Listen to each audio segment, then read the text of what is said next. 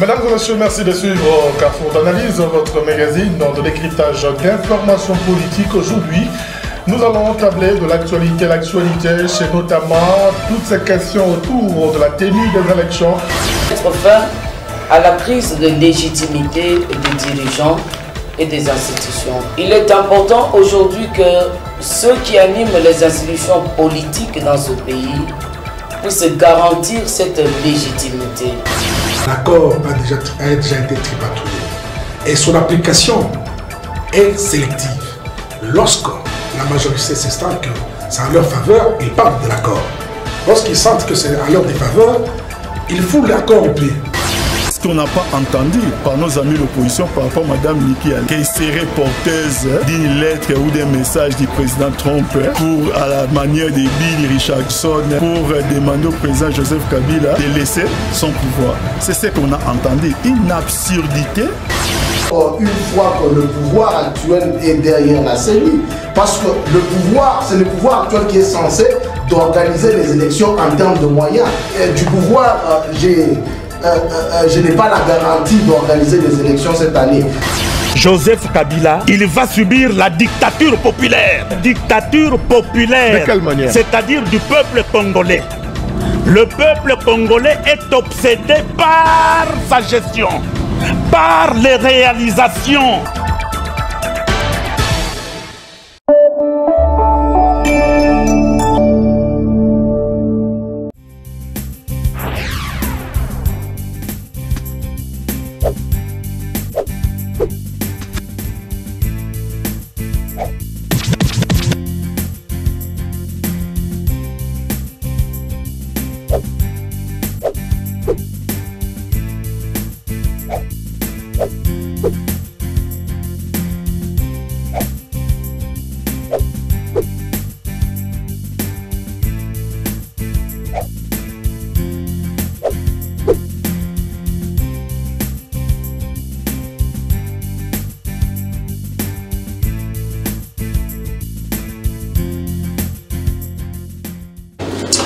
Madame, monsieur, bonsoir. Merci de suivre Carrefour d'analyse, votre et notre magazine de décryptage. Aujourd'hui, on parle de l'actualité avec toute cette série de dossiers au niveau de la Cour constitutionnelle.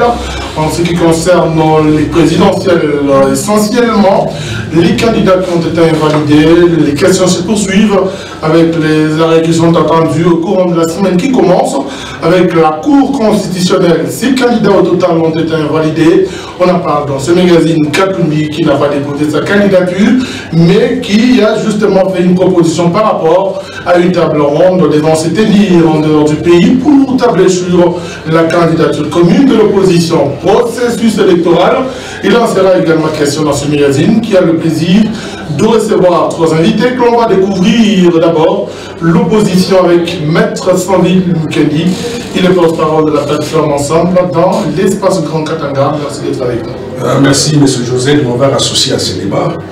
Je saisis aussi cette opportunité pour saluer les téléspectateurs qui sont en train de nous suivre, sans oublier mes co-débatteurs qui sont juste à ma gauche. Voilà. Nous avons la majorité présidentielle avec 2 invités. M. Bob Ditten, je crois. Oui. C'est pour sa première participation. Il est coordonnateur de Congo Espoir, ce parti politique membre de la majorité présidentielle. Merci d'être avec nous. Merci M. José pour cette invitation dans votre émission qui est trop suivie. Voilà. Nous sommes aujourd'hui avec vous pour partager. Merci. Nous avons Maître Joseph Noulunda. Il est communicateur de la majorité présidentielle. Merci d'être avec nous.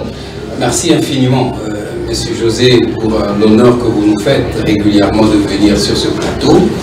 J'en profite pour saluer mon aîné, Maître Sandil Mukendi.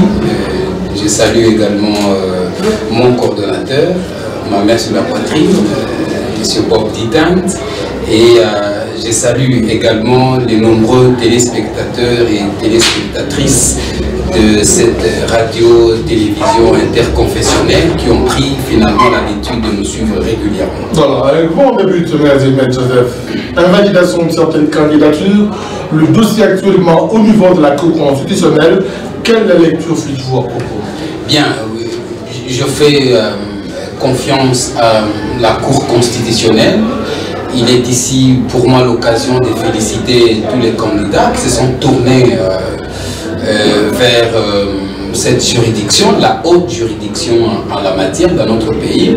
Ça montre quand même que nous commençons à intérioriser les notions de démocratie que le président de la République est en train de donner aux Congolais, parce que vous êtes sans ignorer que aujourd'hui le président de la République n'est pas candidat aux élections présidentielles qui arrivent, et ceci faisant, la CENI a invalidé, a jugé que certains compatriotes étaient en conflit avec certaines dispositions de la loi électorale, notamment le cas du sénateur Jean-Pierre Bemba, qui est condamné, vous savez, pour subornation des témoins, qui est pratiquement comme la corruption, n'est-ce pas?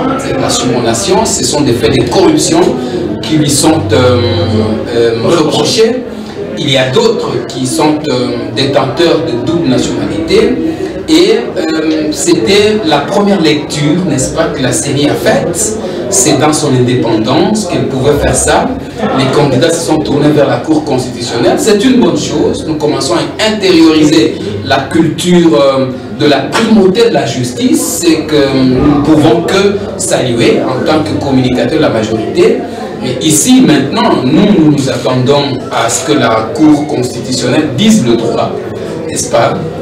Rien que le droit, pour faire en sorte que le processus électoral ne soit pas émaillé de, n'est-ce pas, d'irrégularité en matière d'éligibilité ou d'inéligibilité des candidats. Voilà ce que nous pouvons dire. C'est pratiquement le décor. On va revenir, M. Beau. Je rappelle que vous êtes coordonnateur de Congo Espoir dans le Katanga. Quelle lecture faites-vous par rapport à tous ces dossiers qui sont actuellement au niveau de la Cour constitutionnelle? Le cas Bemba, le cas Sabi Batibanga et tous les autres candidats qui se sont plaints, qu'ils ont été retirés de la Cour pour la présidentielle injustement, selon vous. Alors, nous sommes très contents à ce que le pays commence à suivre les normes d'un pays démocratique. Parce que à l'époque, ces jeux démocratiques ne faisaient pas partie du décor de la RDC. Aujourd'hui, grâce à Joseph Kabila, qui est le père de la démocratie, aujourd'hui au moins, nous avons une multitude de candidats présidents. Et lorsqu'il y a invalidation à la CENI, il n'y a que la Cour constitutionnelle qui peut trancher. Et dans le calendrier de la CENI, c'est prévu. C'est prévu de se tourner vers la Cour constitutionnelle en cas d'invalidation.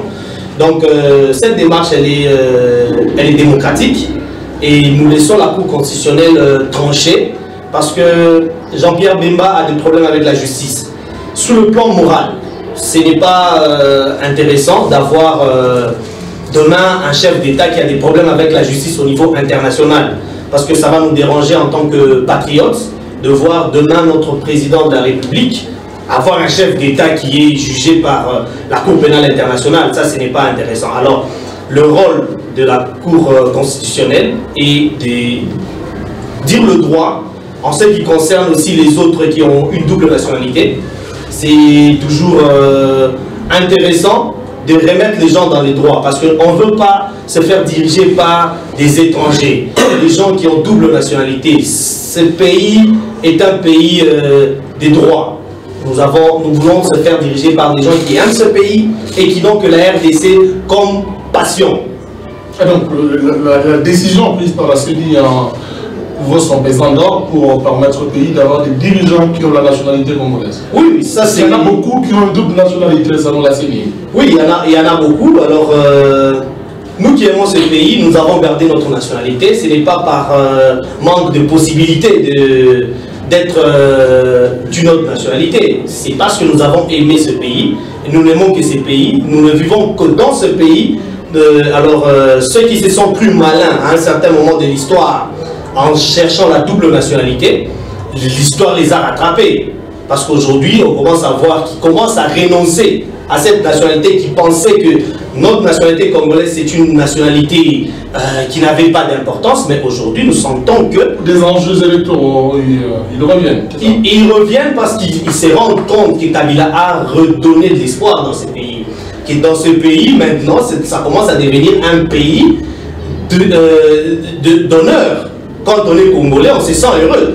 Pourquoi ils sont en train de vouloir devenir Congolais? C'est parce qu'ils sentent qu'au Congo, ils ont renoncé. Ils ont dit devant nous, nous avons renoncé à la nationalité belge. Gloire à Dieu, les Belges aujourd'hui, ils sont en train de se rendre compte que la RDC est devenue un pays de droit. Il y a des candidats présidents, grâce à Joseph Kabila, des candidats présidents qui commencent à renoncer aux nationalités acquises. Voilà. On revient à vous tout à l'heure sur le décor. On donne également l'occasion de mettre son ville, de planter le décor par rapport à ces différents dossiers qui sont au niveau de la Cour constitutionnelle, notamment les 6 candidats invalidés à la présidentielle. Il y en a également au niveau des législatives nationales qui ont été invalidées pour raison de double nationalité ou d'autres fautes liées au non-respect de la loi électorale. Monsieur José, j'estime que je viens de suivre religieusement les interventions de mes deux co-débatteurs. J'estime parmi nous, il y a quelqu'un qui s'appelle Maître. J'aimerais savoir il est de quel barreau. C'est pas qui est diplômé en agronomie, mais qui s'est dit maître. Il s'agit de ce monde.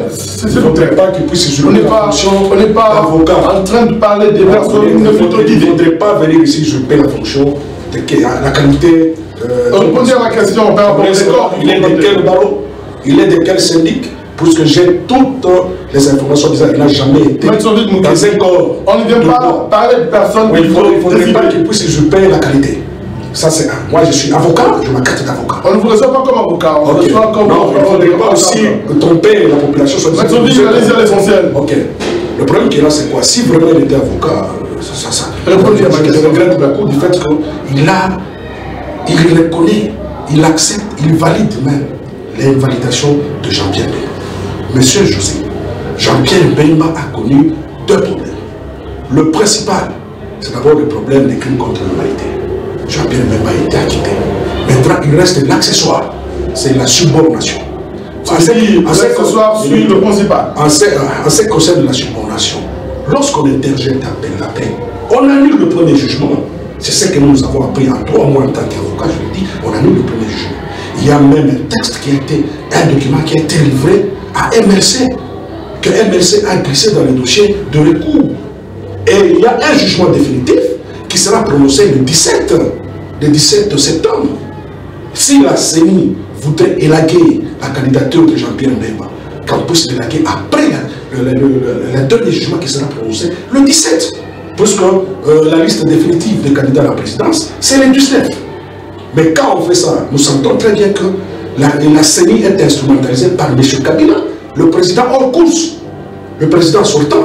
Puisque vous êtes sensibilisé avec moi, M. José. Qu'est-ce qu'il vient faire dans le dossier de droit où on est en train de dire le droit? Nous avons vu la constitutionnelle faire son travail en promettant justement de s'arrêter.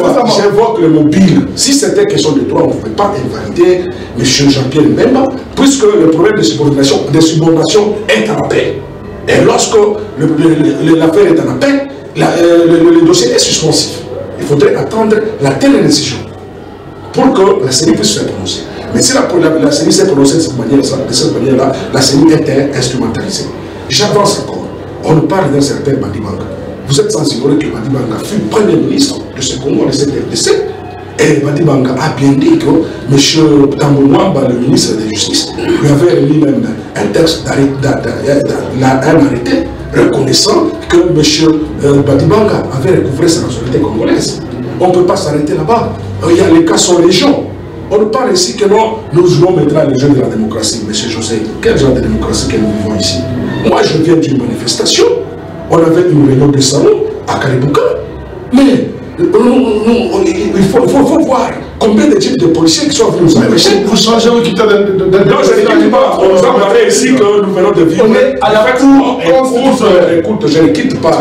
Le problème qui est là, c'est quoi? On vient de nous dire que lorsqu'on sera à la Cour constitutionnelle, c'est-à-dire que nous jouons les jeux de la démocratie. Les jeux de la démocratie, ce n'est pas seulement celui-là. Les jeux de la démocratie, c'est permettre à tout le monde de poser des actes selon ses droits et ses devoirs. Vous comprenez? Quelle démocratie dont nous voulons parler? Quand on parle de la démocratie, il y a plusieurs aspects qui entrent dans la démocratie. Il y a plusieurs aspects qui entrent. C'est pourquoi j'évoque. Si vraiment on était dans un pays démocratique, on devait respecter les libertés fondamentales. D'accord que vous venez de planter. Maître Joseph, avant de prendre M. Beau, On comprend d'abord, Maître Joseph. Alors, il y a cet aspect que Maître Sombi vient d'évoquer par rapport à l'indépendance même de la CENI, après la publication ou l'invalidation de certains candidats.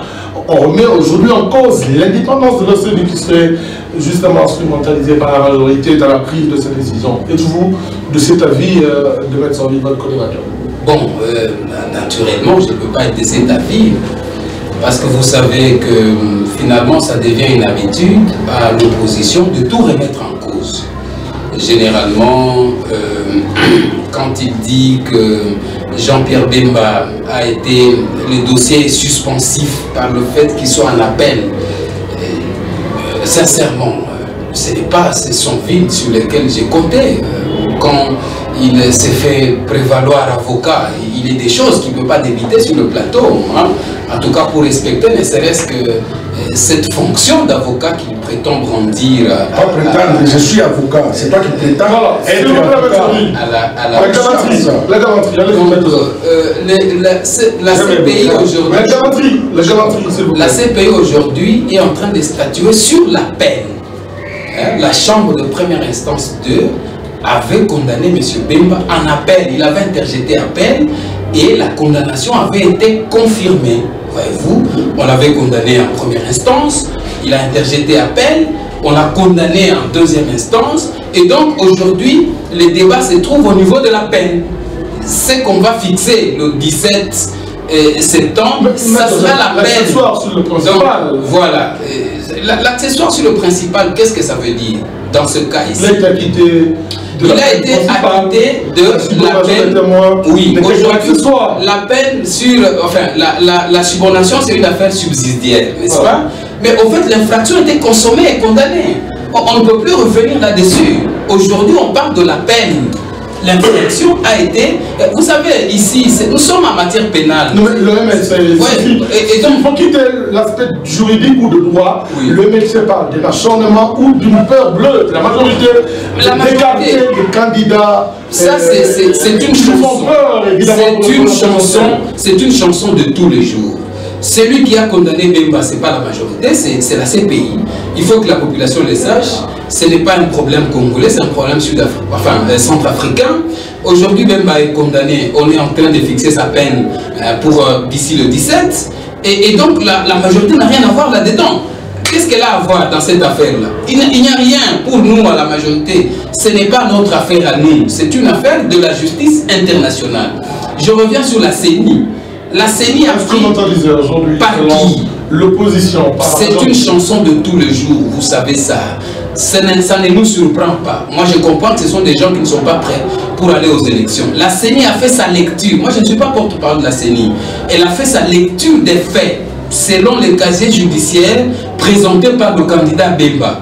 Par rapport à ces éléments-là, la CENI a estimé, avec ses juristes, avec ses experts en la matière, elle a estimé que l'homme n'était pas recevable, il n'était pas éligible.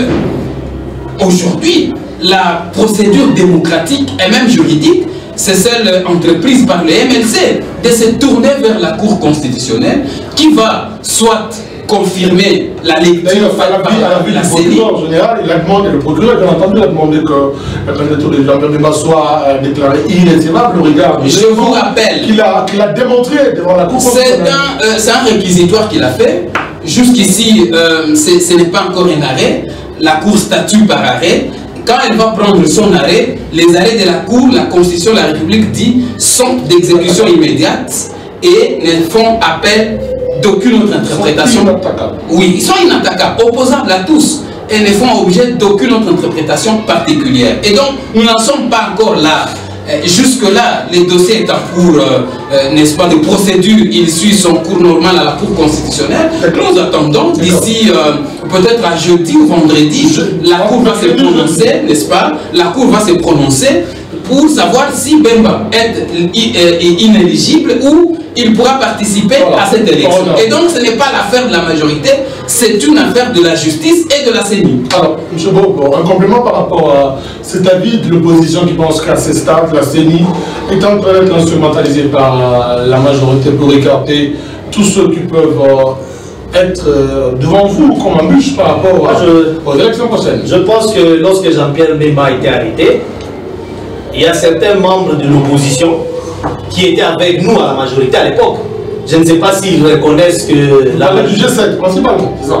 Bon, ils sont nombreux. Il y a le G7, ils sont nombreux, donc... il y a des gens avec qui nous étions à la majorité, qui étaient avec nous à l'époque. S'ils savent que la majorité avait participé dans l'arrestation de Jean-Pierre Bemba. La Cour constitutionnelle n'est pas... Si vous dites que nous instrumentalisons la CENI, donc il y a aussi l'instrumentalisation de la majorité présidentielle sous la Cour constitutionnelle. Donc on peut instrumentaliser jusqu'à la Cour constitutionnelle. J'entends notre co-débatteur dire que nous devons attendre... la CENI doit attendre le 17. Voilà. Après le 17, là, la Cour constitutionnelle doit se déclarer. Mais il faut être sérieux dans ce pays. Quelque part, nous devons être sérieux. Nous ne devons pas attendre un seul individu. Ce pays appartient à plus de 80 millions d'habitants. Donc, un seul individu qui est arrêté à la CPI, on doit attendre, on doit bloquer tout un calendrier électoral, toute la machine électorale, pour attendre la décision d'une cour constitutionnelle qui n'est même pas une cour congolaise. Donc on n'a rien à voir avec ce qui se passe à la CPI. Le problème des Congolais se résout au Congo. Si la Cour constitutionnelle va trouver des décisions à prendre avant le 17, ça n'engage que la Cour constitutionnelle. L'opposition qui pense que la CENI n'obéit qu'à la majorité. Non, la CENI n'obéit qu'à la loi. Donc dans ce pays, nous devons apprendre à obéir à la loi. Nous devons nous soumettre à la loi. C'est l'opposition qui veut qu'on puisse commencer à instrumentaliser la loi. Si nous devons demander à la Cour constitutionnelle d'attendre M. Jean-Pierre Bemba, qui est à La Haye en train d'être jugé, ça nous voulons modifier le calendrier électoral de la CENI. Et lorsqu'il y aura un retard... Mais son dossier va terminer le 17, pratiquement. Oui, le 17, mais si la Cour doit statuer avant le 17, pourquoi on doit demander à la Cour d'attendre Jean-Pierre Bemba? Il y a beaucoup de gens, si on demande qu'on attende Jean-Pierre Bemba, il y a beaucoup de gens qu'on doit attendre. Vous savez qu'il y a beaucoup de gens qui ont été invalidés. Il y a beaucoup de gens qui n'ont pas participé à ce processus. On va revenir au cas d'Atumbi tout à l'heure. On va y revenir. Oui, alors nous ne devons pas attendre des individus. Ce pays appartient à tout le monde, 80 millions d'habitants. Vous voyez ce que ça représente. Un monsieur Jean-Pierre Bemba qui a un problème avec la justice internationale, d'ailleurs ce n'est même pas dans une affaire congolaise. En quoi est-ce que la majorité présidentielle instrumentalise la CENI? La CENI ne lit que ce qui est sur sa table. La CENI constate avec ses experts et ses avocats que Jean-Pierre Bemba... Qui ignore que Jean-Pierre Bemba a des problèmes avec la justice internationale? Qui ignore cela? Vous voulez que la CENI ferme l'œil sur cette affaire? Non. La CENI est indépendante. Elle fait ce qu'elle pense. Et elle n'a qu'à... En fonction de preuves qu'elle peut... Oui, c'est pourquoi les avocats de Jean-Pierre Bemba sont entendus à la Cour constitutionnelle. C'est pour essayer de brandir des preuves et voir comment est-ce qu'on peut acquitter leurs clients. Voilà. On regarde une seconde, on donne la parole à M. Kendi. Pourquoi insister sur l'indépendance de la CENI alors qu'il y a certains opposants qui ont été validés au niveau de la présidentielle et même certains cas de la majorité qui ont été invalidés au niveau des législatives nationales? Ça prouve déjà une certaine indépendance dans la prise de décision de cet organe délibérant chargé justement de l'organisation des élections à la RDC. Je suis un peu interloqué d'attendre certaines allégations venir de la bouche de l'agronome Joseph Mulunda. S'il vous plaît. Et de la bouche, c'est ma qualité que je connais. Il n'y a pas de problème. S'il vous plaît. Lorsqu'on est économiste, je suis avocat. S'il vous plaît. De la bouche de l'agronome Joseph Mulunda. Est-ce que tu peux avoir la galanterie? Non, c'est la galanterie. La galanterie, l'agronome. Autant l'appeler M. Mulunda. Oui, M. Mulunda dans la bouche de M. La même manière qu'on peut s'appeler aussi M. Oui, moi c'est la qualité, je suis avocat. De la bouche de M. Mulunda. Parce que lorsque l'affaire est en appel, le premier jugement n'est pas irrévocable. On sursoit l'exécution du premier jugement. C'est ainsi que les avocats de Jean-Pierre Bemba ont interjeté appel. Lorsqu'on n'a pas encore vidé toutes les voies de recours, lorsqu'il n'y a pas encore une décision définitive, l'homme a joui de tous ses droits. J'ai entendu de l'autre côté le coordonnateur, de quoi ça mon frère, le coordonnateur de Congo Espoir, il dit qu'on ne peut pas attendre un individu. Non, ici il n'y a pas question d'attendre un individu, il faut se référer à la loi. On ne peut pas invalider quelqu'un aussi longtemps qu'il jouit de tous ses droits et de tous ses devoirs. Parce qu'aussi longtemps que la décision définitive n'est pas encore tombée et que nous attendons la date du 17, Non, cette décision qui a été prise par la CENI, c'est une décision fantaisiste, sous influence de la majorité soi-disant présidentielle. Là, nous devons être l'instrumentalisation. Le problème qui est là, c'est quoi? M. Kabila et ses appendices se choisissent leur candidat à la présidentielle. Mais il y a des opposants, M. Et ils se choisissent. Donc, vous savez que même autour de Félix Tshisekedi, il y a des histoires qui se racontent. Nous attendons, nous ne pouvons pas nous prononcer bien avant. Il y a des histoires qui se racontent. Donc il y a que Katumbi qui est clean. Nécessiter. On en parle. Non. Donc il y a que Katumbi qui est clean. On en parle. Ils peuvent même nécessiter l'invalidation aussi de Félix Tshisekedi. Puisqu'il veut parler du problème de Katumbi. Non, on ne parle pas de Katumbi. En deuxième partie. S'il veut m'amener. La deuxième partie, on va parler de Katumbi. Katumbi est plus opposant que Félix Tshisekedi. Voilà, on va en parler là. Jusqu'à présent, les militants de l'UDPS comprennent qu'est-ce que vous êtes en train de parler. je ne sais pas si on parle le même langage. Non, vous reniez l'opposition de Félix Tshisekedi. Je ne sais pas si on parle le français ici.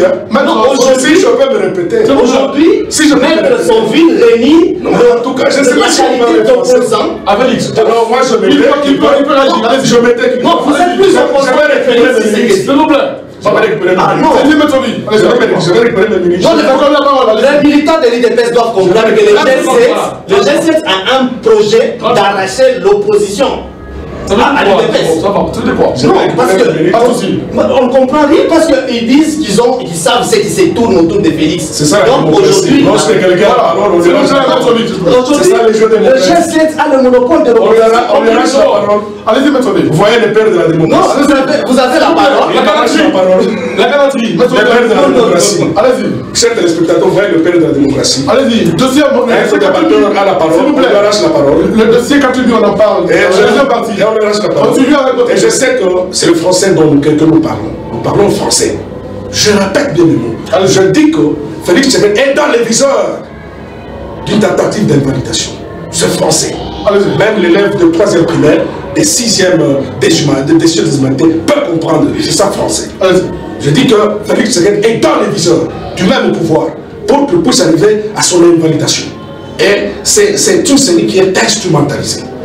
Je le prouve ici sur une carte sur table. M. Nanga a été pris dans la gestion de M. Kabila pour Windhoek. Est-ce que vous, en tant que président sortant, vous pouvez prendre le président de la CENI? Il n'a jamais été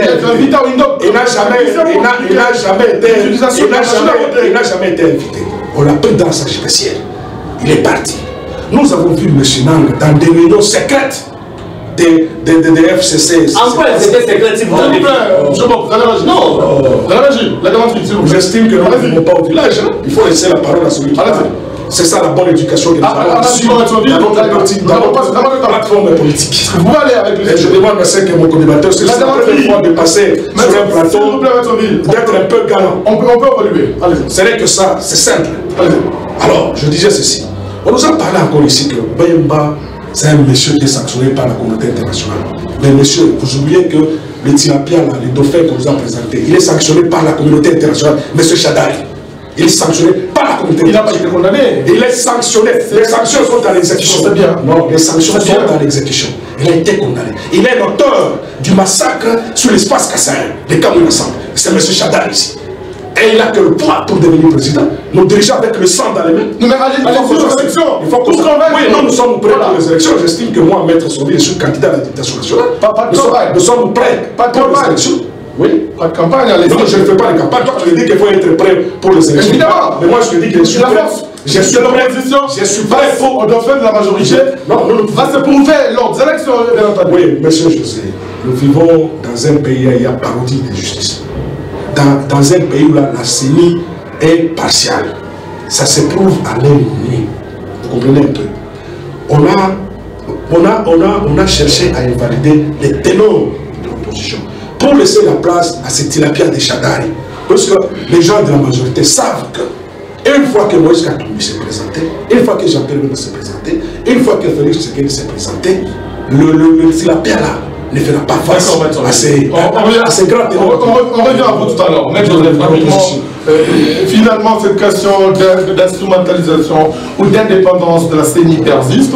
évidemment, on regarde l'argumentaire présenté par votre co-débatteur. Qu'est-ce que vous présentez? Non, vous l'avez vu, Nager a vu, Maître Sonville Mukendi est en train de se perdre. Il ne sait même plus quoi dire. C'est un homme à court d'arguments. Il n'a pas de preuves. Il avance des allégations qui sont totalement fallacieuses et, excusez-moi, totalement incongrues. Je n'ai pas d'autre mot. Et donc, celui-là. Oui, que celui-là. C'est l'unique que je pouvais utiliser pour l'instant. La CENI. Heureusement, le coordonnateur Bob l'a dit tout à l'heure. Le pays est en train de prendre une nouvelle habitude de respect des textes. Je suis sûr, je commence à me rassurer que mon co-débatteur n'a pas encore lu les commentaires sur le droit pénal congolais, préfacés par Madame Sophie en son article 219. Je demande à Maître Sonville Mukendi d'aller lire l'article 219 du commentaire sur le droit pénal congolais. Il sera édifié là-dessus et il va arrêter de présenter au public certains vides intellectuels qui risquent de discréditer sa candidature si jamais demain il serait élu. Ça ne serait pas correct pour la population de Lubumbashi de se faire représenter par Maître Sonville Mukendi. Par rapport à l'instrumentalisation de la justice, c'est encore un débat totalement dénué de tout sens. Tantôt il s'est dit avocat. Je crois que en tant qu'avocat, en tant que juriste, nous avons le devoir. Qualité, je préfère nous avons le devoir. Tout à fait. Moi, je n'entre pas dans les considérations partisanes et personnelles qui n'ont rien à voir avec. C'est quelqu'un envers qui j'ai beaucoup de respect.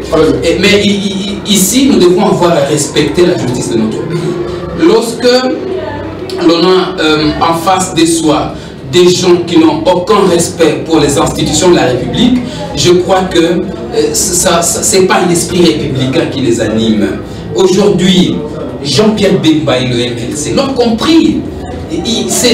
À leur dépens, malheureusement, c'était juste une imprudence. Ils pouvaient bien aligner quelqu'un d'autre à la place du sénateur Jean-Pierre Bemba, dont on savait dès le départ qu'il avait des soucis avec la justice internationale et qu'il était en conflit avec la loi électorale, l'article 10 de la loi électorale. C'est cet article-là qu'il a exclu. Voyez-vous, en tout cas je le dis sous réserve parce que je me base jusqu'ici à l'interprétation de la CENI qui a considéré que le candidat Jean-Pierre Bemba n'était pas éligible sur pied de l'article 10 de la loi électorale qui considère que on ne peut pas être élu lorsqu'on est condamné pour corruption. Voilà, j'ai donné la référence à Maître Sonville. Il va aller lire, il comprendra ce que c'est la subornation des témoins. C'est quoi la subornation? Mais le n'est pas encore clos, selon Maître Sonville. Tout à fait. Je vous ai dit ici que le 17, qu'est-ce qu'on attend? C'est la fixation de la peine. Ce n'est plus la condamnation. Bemba avait été condamné en première instance. Je vous ai dit ça dans le terme de cette émission. Qu'il avait été condamné, il a interjeté appel. Vous êtes journaliste, vous savez. Il avait interjeté appel et en appel, le juge avait confirmé la condamnation. On ne l'avait pas acquitté pour affaire de subornation des témoins. Soyons sérieux, c'est de la science. Nous n'avons rien à voir avec. Il ne faudrait pas ici, pour des raisons politiques, que l'on brade son intelligence. Pour, n'est-ce pas, pour se frayer une place au soleil. Maître Sonville. Vous voulez utiliser les mots de Dulé qui parle d'une intelligence hantée par les démons ou... Il n'a pas vraiment tort quand il dit ça, mon ami Dulé, que je salue en passant. Il n'a vraiment pas tort quand il dit des choses comme ça. Parce que c'est ça que je suis en train de voir sur ce plateau. Bemba a été condamné en appel pour l'affaire de subornation des témoins. Le 17, nous serons fixés sur la peine. J'insiste, ça sera la peine et non la condamnation pour voir s'il est coupable. Non, pour voir s'il est coupable, s'il n'est pas coupable. Nous n'avons pas peur. Nous n'avons pas peur. La majorité n'a pas peur. Vous savez que Bemba a participé aux élections dans ce pays en 2006. Écoutez, Mouzito, sincèrement, entre nous, soyons sérieux. La majorité présidentielle, si elle doit avoir peur de Mouzito, entre nous,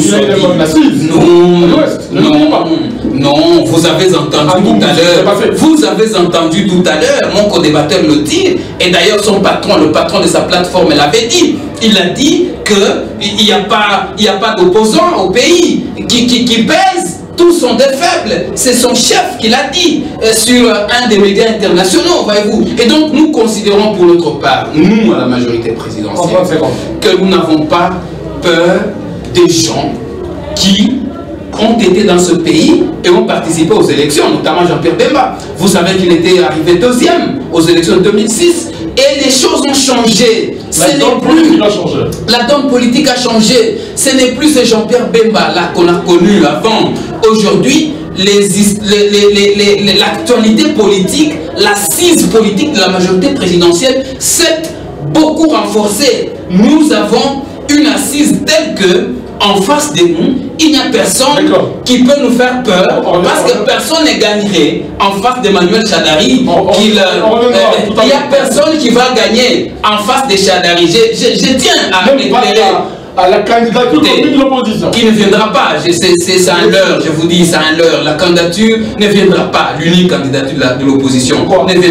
Parce qu'il y a la guerre des égos. J'étais sur ce plateau ici, je vous disais que l'opposition, c'est un enfant capricieux, voyez-vous, habitué à être cajolé, qui demande des histoires selon l'évolution. Tout à l'heure, j'ai comme la parole à M. Bobo, l'instrumentalisation de Chadari, de la CENI, on va refermer par là. Quel argumentaire présenté à Maître Sandy Mukendi, qui continue à insister, prise à l'appui sur cet aspect? L'instrumentalisation de la CENI. Avant qu'on passe, j'ai entendu parler de la réunion secrète dans laquelle il a vu Nanga participer. Bon, je pense qu'il a été aussi membre, il a participé aussi à cette réunion secrète là parce qu'il est au courant. Moi, je n'étais pas au courant, malgré que je suis membre de la majorité présidentielle. Lui a été dans cette réunion secrète où il a vu Nanga dans la réunion de la majorité présidentielle, dans laquelle nous-mêmes, nous n'avions pas été invités. Mais lui a été invité. Je ne sais pas si c'est une top au sein du G7. Soyez prudent avec... Donc vous voulez dire qu'il est avec vous? Non, je ne sais pas. Parce que non, il l'a dit. Il a dit que lui et Nanga ont participé dans une réunion secrète. Je ne sais pas comment est-ce qu'il a vu Nanga dans une réunion secrète de la majorité présidentielle. Nous ne l'avons pas vu dans toutes nos réunions. Nous avons tenu nos réunions et elles ne sont pas souvent secrètes. Il vient comme expert de la CENI pour expliquer des choses sur l'utilisation de la machine à voter, le processus électoral. Qui? Le connaît Nanga. Dans les réunions de la majorité présidentielle, il y a une photo qui a filtré sur les réseaux sociaux. Il a été invité dans plusieurs réunions même de l'opposition.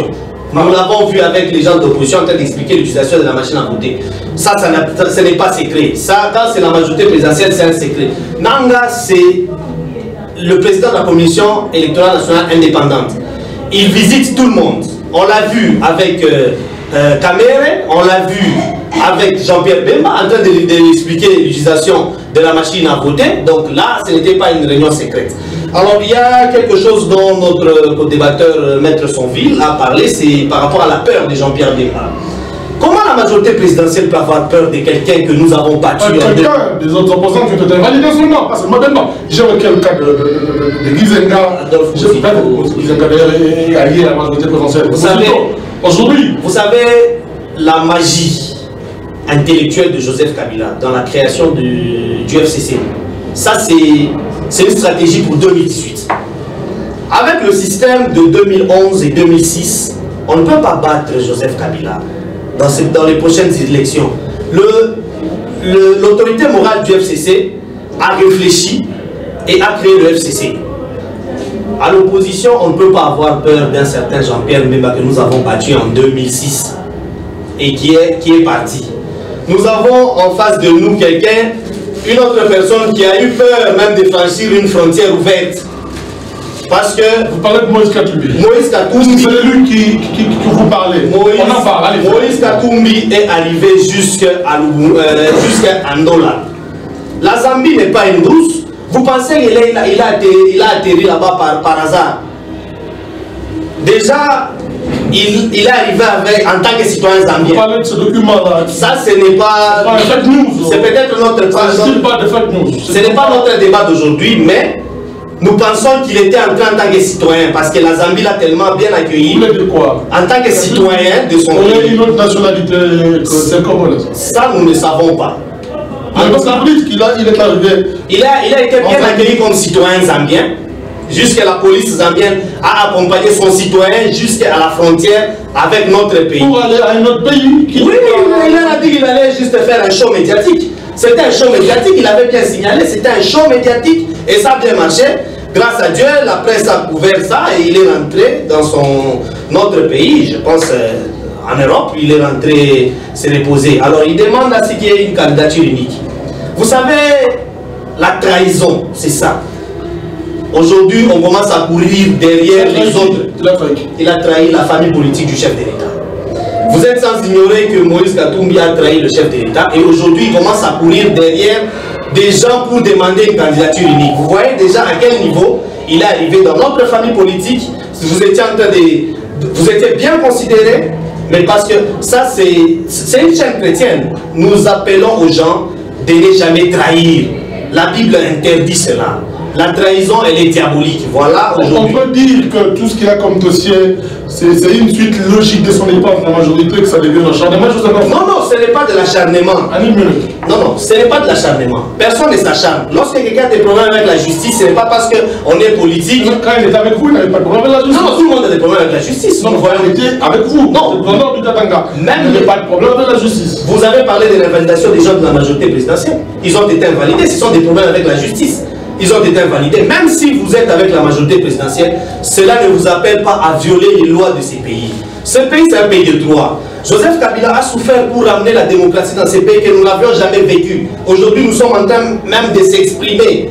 Je me rappelle que Maître Somville était encore là. Il était là à l'époque de Mobutu. Qui pouvait même parler, qui pouvait même s'exprimer. Mais aujourd'hui, on s'exprime. On peut critiquer le chef de l'État à la télévision. Vous pouvez tout parler et vous reniez la paternité de la démocratie de Joseph Kabila. On y en va. Maître Somville, on parle déjà de dossier Katumbi. Nous n'avons que 15 minutes. On parle Moïse, pas seulement lui, mais aussi avec ceux qui sont autour de lui. Fonsi Kalombo cette semaine a lancé une déclaration sur les médias disant ou appelle au boycott du processus électoral à la RDC. À quel niveau les proches du Katumbi lui-même veulent amener le Congolais? C'est parce que Moïse n'est pas candidat ou sa candidature n'a pas été déposée qu'il faut appeler au boycott des élections aujourd'hui. Nous n'avons pas le temps. Je voudrais que vous puissiez aller directement à l'essentiel. Non, mais José, je ne veux pas aller directement à l'essentiel, il faut que je réagisse. La réaction dans votre minute, je voudrais un peu recadrer mes co-débatteurs. Dans votre minute, vous savez que le droit pénal est précis. Quand on parle de corruption, c'est corruption. Quand on parle de corruption, on ne peut pas interpréter, comme lui l'a dit, on interprète la subordination comme corruption. Ça, ce n'est pas le droit pénal. Je sais que ça peut maintenant les droits coutumiers. Et quand on parle de la fixation de la peine, c'est ça même la condamnation. Quand on fixe la peine, on condamne. On donne en dernier ressort une condamnation à laquelle on ne peut pas encore avoir des voies de recours. C'est une condamnation, la fixation de la peine, c'est une condamnation. Mais jusque-là, M. Jean-Pierre Bemba n'a pas encore à son chef une décision définitive. Il a été condamné à 5 ans, il est allé en appel. J'estime que c'est heureusement, mais M. Moulin n'a jamais plaidé. Il est resté agronome, c'est pourquoi il dit ça. Voilà. Alors, par rapport à ça, on nous a encore dit que la loi électorale, j'estime que la loi électorale est claire. Il y a des infractions, des délits qui sont énumérés, qui rendent quelqu'un inéligible. Nulle part de l'article 10, nous voyons la subordination. Nulle part, c'est le droit pénal. C'est le droit pénal, nulle part. On parle encore ici du respect des institutions. J'estime que nous sommes les premiers à respecter les institutions. Nous avons introduit 2 requêtes au niveau du Conseil d'État, quand bien même la greffe du Conseil d'État n'avait pas encore installé. Et M. Bundao a déclaré nos requêtes recevables. Nous respectons les institutions. J'ai oui dit, j'ai entendu quelque part, pas oui dit, soit disant que M. Moïse Katumbi va en dos la mer. C'est une stupéfaction. Mais moi j'ai des images. Là où Moïse a été même dans les bureaux au niveau de Kasumbalesa du côté Zambie. Mais pas écouter comment? Mais une parenthèse, c'est pas je réponds à celui qui a dit que Moïse s'est arrêté seulement à Ndola. Pour un choc politique. Et il a été conduit par la sécurité zambienne. C'est ça. Monsieur Joseph, vous savez que le ridicule ne peut tuer qu'au Congo. Il y a même un arrêt là, international à l'endroit de M. Moïse Katumbi. Aujourd'hui, nous parlons. M. Moïse Katumbi se trouve en Belgique. Non, mais il y a une information judiciaire. Ne l'oubliez pas. Il y a une information judiciaire. Voilà. Je vous dis ceci. M. Moïse aujourd'hui se trouve en Belgique. Il a été même à Windhoek, là où était la délégation de M. Kabila. Le président hors course, le président non partant. Il était là. Et aujourd'hui, M. José, nous avons un communiqué de toute grande instance de l'ONU, du Haut Commissariat des droits de l'homme, qui intime l'ordre au gouvernement congolais de laisser Moïse Katumbi rentrer en notre pays et de le sécuriser. Et moi, je me pose une question. Là où il y a une information judiciaire qui serait ouverte à l'endroit de Moïse Katumbi, mais au sommet de l'État, là où il y a l'Interpol, il y a tout, on dit que laisser Moïse Katumbi rentrer. C'est de fake news fomentées par Jeune Afrique. Bon, je m'arrête là-bas. Vous voulez dire quoi? Jeune Afrique, ce sont des fake news. Puisque nous sommes avec vous, toujours le même journal Jeune Afrique a publié que M. Moïse Katumbi était italien. Mais nous avons eu la réponse de la commune de l'Italie. Ne reconnaissant jamais un certain Moïse Katumbi. Pour répondre à ma question maintenant. Votre question, c'est sur la déclaration de Francis Kalongo. Appelant au boycott des élections. Monsieur José, il ne faut pas oublier que quand nous avons déposé nos candidatures, nous avons posé nos préalables qui ne sont pas encore rencontrés. Nous nous référons à l'accord de la Saint-Sylvestre. Quels sont les préalables de l'opposition? D'une manière brève, pour aller aux élections. Nous nous référons à l'accord de la Saint-Sylvestre, les mesures de décrispation. On ne peut pas aller aux élections sans pour autant ouvrir les différentes chaînes de l'opposition chez Lubumbashi. On ne peut pas aller aux élections avec des prisonniers emblématiques, les personnalités emblématiques qui se retrouvent en prison jusqu'à preuve du contraire. Là où l'accord qui a été signé par toutes les parties et la majorité au pouvoir et la société civile et non l'opposition qui n'est pas pris en considération. On ne peut pas aller aux élections là où l'accord a cité nommément M. Moïse Katumbi pour qu'il puisse rentrer au pays à l'homme libre. On ne peut pas aller aux élections. On ne peut pas aller aux élections avec la restriction des libertés fondamentales. Les manifestations. Aujourd'hui, M. José, maintenant, j'évoque ce que vous avez dit à l'imminaire de cette manifestation. Comment est-ce qu'on peut aller aux élections? Là où le pouvoir en place nous empêche de nous réunir même ensemble. Aujourd'hui matin, nous étions au niveau des Kaliboka. Il y a eu 25 types de policiers, empêchant que nous puissions tenir notre réunion de salon. Là où nous devions passer à la présentation des candidats. Et c'est dans ces conditions que nous irons aux élections. La police que nous avons là-bas, la population a besoin de cette police la nuit pour la sécuriser. On tue tous les jours. Dans des quartiers, on tue, on viole. Où est cette police? Si vraiment la police est la police, elle doit être impartiale. Nous ne pouvons pas aller aux élections dans des conditions que nous déplorons. Dans des conditions où nous vivons devant l'institution de justice, là où il n'y a que parodie. Nous vivons avec une police qui est partiale. Nous vivons avec toutes les institutions qui sont derrière le pouvoir. Allons aux élections dans des conditions apaisées. Nous sommes prêts d'aller aux élections. Parce que nous, à notre niveau, je le répète encore, je suis candidat à la députation régionale, ensemble, alliés à travers le pays, tous les candidats à tous les niveaux. Et au niveau de profession. S'il vous plaît, on revient tout à l'heure. On prend Maître Joseph. Rapidement, sur le dossier Katumbi, nous n'avons pas de temps. Pas suffisamment de temps. Francis appelle Kalongo, bien entendu, pour Katumbi appelle au boycott des élections à RDC. Est-ce que c'est vraiment le genre de message qu'il faut pendant ce temps, donc le Congolais se prépare à aller aux élections le 23 décembre? Vous comprendrez quel type de gens ils sont. Ils ont crié à corps et à cri qu'ils voulaient les élections. Aujourd'hui, pendant que les élections sont là, ils sont irrémédiablement déçus. Ouais. Irrémédiablement déçus. Parce que c'est des gens qui pensaient qu'ils étaient dans un magasin de porcelaine et qu'ils pouvaient passer comme des petits éléphants en train de tout fracasser. Ils se sont rendus compte que la République n'est pas un magasin de porcelaine et qu'ils ne sont pas des petits éléphants. Voyez-vous, et qu'ils doivent affronter un pays où il y a une norme, c'est un pays normatif. Nous avons des lois, nous avons des textes auxquels il fallait se confronter pour prétendre qui régissent la vie en société, pour prétendre n'est-ce pas, aspirer à la magistrature suprême. Francis Kalombo, c'est juste la tête d'un iceberg. Quand j'ai entendu ces déclarations, j'ai entrevu la déception de Moïse Katumbi, qui pensait que la politique était semblable au commerce. Je n'ai cessé de le dire, Moïse Katumbi est un bon sportif, un bon président du club. Il devait se limiter là. Il s'est aventuré dans les eaux profondes. Le voilà aujourd'hui noyé jusqu'au cou, ne sachant plus quoi faire. C'est les cris d'un désespéré, de quelqu'un qu'il faut repêcher. Il a encore la chance devant lui, c'est de solliciter l'amnistie du chef de l'État, comme l'a suggéré le président du Sénat, le patriarche Léon Kengo. Et il faut que Moïse ait l'humilité, n'est-ce pas, de venir solliciter le pardon des Congolais, solliciter le pardon du premier du Congolais, le chef de l'État. Voilà, c'est dommage, c'est regrettable pour lui. Je reviens sur ce que le coordonnateur a dit par rapport à ce que notre co-débatteur appelle acharnement et instrumentalisation de la justice. Il faut que le Congolais le sache, que le dossier Stoupis a commencé lorsque Moïse Katumbi était gouverneur de province. Beaucoup de gens ne le savent pas. Ce n'est pas un dossier qui a commencé quand il a traversé la rue pour que l'on dise, quand il était à la majorité, il n'avait pas de problème avec la justice. C'est seulement quand il traverse la rue qu'il a des problèmes avec la justice. Le dossier Stoupis a commencé quand il était gouverneur de province en fonction. Interrogez l'histoire, vous me donnerez raison.